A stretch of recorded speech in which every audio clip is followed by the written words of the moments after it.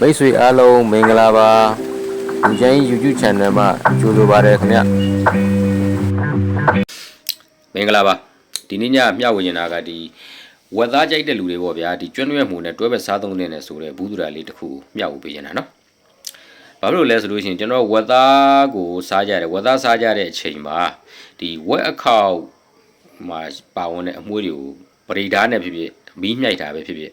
်တခုနဲ့အဲ့လိုမျိုးအပေါ်ရတန်ရှင်းလုပ်လိုက်ပြီတော့ဒီအခေါက်အတွင်းထဲမှာရှိနေတဲ့အမွှေးရဲ့အမြင့်တွေကတန်ရှင်းမသွားဘူးကျွန်တော်တို့ရဲ့စားသုံးတဲ့ပိုက်ထဲကိုပါသွားတာနော်စားသုံးတဲ့ပါသွားတာဖြစ်တဲ့အတွက်အဲ့လိုမျိုးစားသုံးတဲ့အခါမှာဒီဥလန်းချောင်းဆိုင်ရာပြဿနာတွေဖြစ်တတ်တယ်နော်ဥလန်းချောင်းဆိုင်ရာပြဿနာတွေဖြစ်တတ်တယ်အဲ့ဒီဥလန်းချောင်းဆိုင်ရာပြဿနာတွေကိုဖြေရှင်းပေးဖို့ဒီအမြဲတမ်းတွဲဘက်စားသုံးနေတာကျွမ်းရွက်မှုဒီဝယ်အမွှေးဆိုတဲ့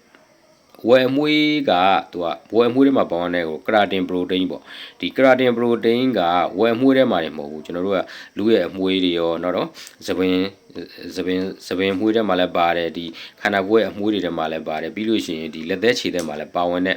ဓာတ်ကြမ်းတစ်မျိုးပေါ့ဗျာပြောရရင်တော့လွယ်ကူပြောရင်ဓာတ်ကြမ်းတစ်မျိုးအဲ့ဒီဓာတ်ကိုကရာတင်ပရိုတိန်းကို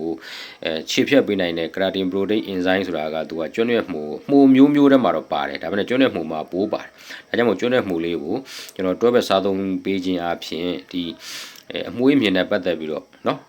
်ဥလန်းချောင်းဆိုင်ရာပြဿနာတွေကိုထိုက်တဲ့လောက်ကာကွယ်ပေးတော့ဗျာအပြည့်ဆိုရင်ကာကွယ်ပေးတာတော့မဟုတ်ဘူးဒါနဲ့ထိုက်တဲ့လောက်မစားရတဲ့ဆိုင်နဲ့စားတာပို့ပြီးတော့ကာကွယ်ပေးတယ်ပေါ့နော်ဒါကြောင့်မလို့ကျွန်တော်တို့ကိုယ်တိုင်လည်းဝက်သားကြိုက်တယ်လေနော်ဝက်သားကြိုက်တာဖြစ်တဲ့အတွက်ဝက်သားစားသုံးတဲ့လူတွေဒီကျွမ်းရွက်မှုကိုအိမ်မှာအများတန်းဆောင်းထားပြီးကျွမ်းရွက်မှုလေးကိုထည့်ချက်ကျွမ်းရွက်မှုလေးကိုစားသုံးပေးခြင်းအပြင်ဒီဝက်ခေါက်ထဲမှာပါဝင်တဲ့ဝက်ခေါက်ထဲမှာပါပြီးတော့ကျွန်တော်တို့ဘိုက်ထဲပါသွားတဲ့ဒီအမွှေးမြင်တွေကိုနော်ရှင်းပြပေးနိုင်တဲ့အင်ဇိုင်းဒီကျွမ်းရွက်မှုတွေကျွန်တော်တို့ကရရှိတယ်ဒါလေးကိုကျမရဲ့ဘူးသူရအနေနဲ့ကျွန်တော်ပြောချင်တာပါဒါကြောင့်မို့လို့ဝက်သားကြိုက်တဲ့သူများနော်ဝက်သားကြိုက်တဲ့သူမျာ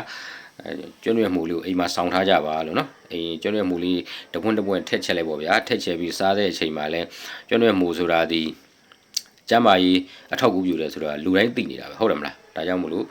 ့ဒါလေးကိုပြောချင်တာပါအခုကျွန်တော်ဗီဒီယိုလေးလည်းတင်ပေးထားပါတယ်နော်ဒီဟာလေးတွေကိုလိုက်ပါဆောင်ရွက်ပေးကြပါလို့နော်ကျေးဇူးတင်ပါတယ်ဒါတော့ဒုတိယပိုင်းပေါ့ဗျာနော်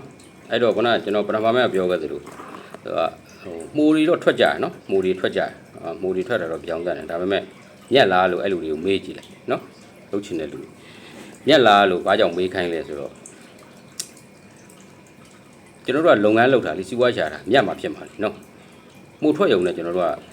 တို့ကဒီမှုလုပ်ငန်းကြီးကရေရှည်ရက်တီလို့ရတာမဟုတ်တာနော်မြတ်မှာနော်ဒီမှုထွက်နှုံးနေမြတ်မှာအဲ့တော့ဘာကိုပြောချင်လဲဆိုလို့ရှိရင်ခုနကသူတို့လှုပ်သုံးနေတဲ့ semi industry ရဲ့စနစ်မှာဝါကိုခင်ဗျားတို့ဝယ်ရနော်ဝါလေဝယ်ပြီးတော့မှစိုက်ကြနော်အဲ့တော့ကျွန်တော်တို့ရိုးတနန်းတဘာဝနီးမှာကဗျာမြောင်းနေရပေတာကိုဆယ်တယ်ရက်စက်ကူနဲ့စိုက်တယ်ပြီးပြီလေဗျာမဟုတ်ဘူးလားအဲ့ဒါဆိုလို့ချင်းဟိုဘက်ကဟုတ်ပြီမင်းတို့အရင်ဒီဘယ်လောက်ရှိတယ်အမြတ်ဘယ်လောက်ရှိလဲတွက်ကြည့်လိုက်6လချုပ်လိုက်ဒီဘက်ကလည်းတဘာဝနီးတိုင်းစိုက်တာခုနမြောင်းနေရပေတာကို6တောင်းနဲ့ကော်တင်ပြီးစိုက်မယ်ဗျာခင်ဗျားကလည်းအဲ့တော့အဲ့မှာ6လချုပ်လိုက်မယ်အမြတ်ချင်းနှိုင်းရှင်ရလားမေးကြည့်လိုက်နှိုင်းရှင်ရလားစိုက်မယ်ကျွန်တော်နဲ့စိုက်မယ်ကြိုက်တဲ့ဘွိုင်လာမကလို့ဘာနဲ့ကောင်လာခဲ့တချို့တောင်သူတွေကသဘောပေါက်လွဲနေတယ်ဒီဘွိုင်လာစနစ်ကြီးကကောင်းနေတယ်ထင်နေကြတာပြောချင်တာ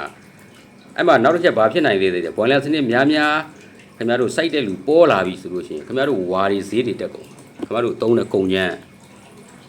ကောက်ရွက်လည်းရှာပါနော်ဝါကိုပဲအဓိကထားပြီးတော့စိုက်ရတယ်သူများထိုင်းနိုင်ငံမှာစိုက်တယ်ဆိုတာစီယုံဘတ်တွေနဲ့စိုက်တာဟိုမှာစီယုံဘက်ကပေါ်တယ်မြန်မာနိုင်ငံမှာစီယုံဘက်ပဲလိုက်ရှာမှမသိဝါပဲအဓိကအားထားပြီးစိုက်ရတယ်အဲ့ဝါတွေဒီစိုက်တဲ့လူများလိုက်တဲ့ရှင်ဈေးတွေတက်ကုန်တဲ့ရှင်ခင်ဗျားတို့အမှအဆိုင်အပြိုင်ဆိုင်နဲ့လူပြီးတော့ဝယ်ပြီးစိုက်ကြလိမ့်မယ်နော်အဲ့ကြိုင်အဲ့ပြဿနာရှိတယ်မြောင်းတဲ့ကဗေဒာစိုက်တာပြဿနာမရှိဘူးမြောင်းတဲ့ဗေဒာခင်ဗျာတနေ့ဗေဒာမှာပေါ်လုံးဝကြီးလို့တော့မှစီပင်ကဘဖိုးနဲ့ကုတ်တင်နေရနောက်တစ်ခါဒါ international စနစ် international စနစ်ဆိုသူတို့စိုက်တဲ့လူတွေကပြောကြလိမ့်မယ် international စနစ်လို့ပြောတာကအဲ့ဒီ international မှာကဂျက်စကူနဲ့စိုက်တယ်ဒီအဲ့ကောင်တွေမသိတာနိုင်ငံခြားအဖွဲ့တွေနိုင်ငံခြားအကောင်တွေထိုင်းအနီးနားထိုင်းတို့မလေးတို့တော့ဂျက်စကူနဲ့စိုက်တယ်နေကိုမသိဘူးဂျက်စကူနဲ့စိုက်တာကကျွန်တော်မြန်မာနိုင်ငံတစ်ခုပဲရှိတာပြောချင်တာလေအဲ့တော့ အဲ့ဂျက်ဆက်ကူနဲ့စိုက်တယ်နေသိလို့ရှိရင်အဲ့ကောင်တွေဘွိုင်းလာတွေကိုရေချိုးတိုင်ကြီးလို့ပြောလိမ့်မယ်နိုင်ငံရအကောင်တွေကျွန်တော်ဘာသာအစွမ်းစားရှင်ကျွန်တော်နိုင်ငံရသွားပြီးဂျက်ဆက်ကူနဲ့စိုက်တယ်နေသွားပြနော်သွားပြအဲ့တော့ဘွိုင်းလာစနစ်ဘွိုင်းလာဆိုတော့ဘွိုင်းလာအစ်စ်လည်းမဟုတ်ဘွိုင်းလာအတုတွေရေချိုးတိုင်ကြီးကိုလှဲပြီးတော့မီးရှို့ပြီးတော့ပိုက်လုံးထုတ်ပြီးတော့ဟိုကလို့အဲ့ဒါဘွိုင်းလာမှမဟုတ်တာနော်